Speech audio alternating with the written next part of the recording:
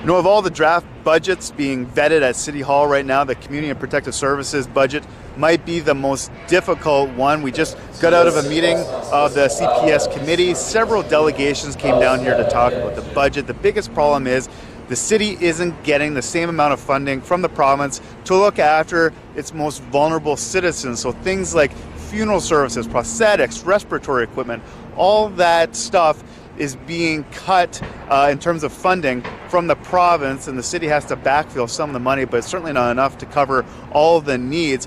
And during the committee meeting today, councillors found a way to get $250,000 from a capital account in childcare and combine it with another $250,000 in an emergency reserve fund to try to help those people. We talked to Social Services GM Aaron Burry after the meeting, and also Councillor Mark Taylor, who's the chair of the CPS committee.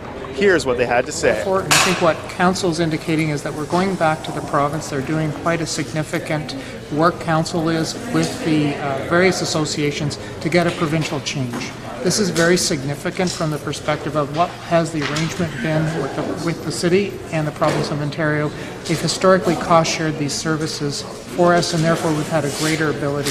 Now what they're saying is we're basically capping out what we can provide. Their advice to us is work and make your local decisions. What we're saying is we're actually making sure that the residents of our area are best looked after as we can.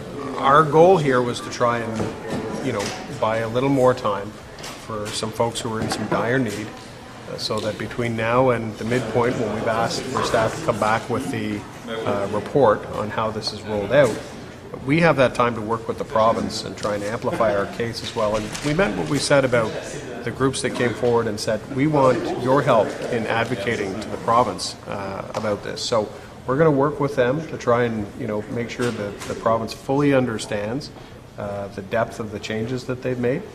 And we'll have to deal with next year. But my hope is that between now and then, we carry enough of the water for folks who are in need.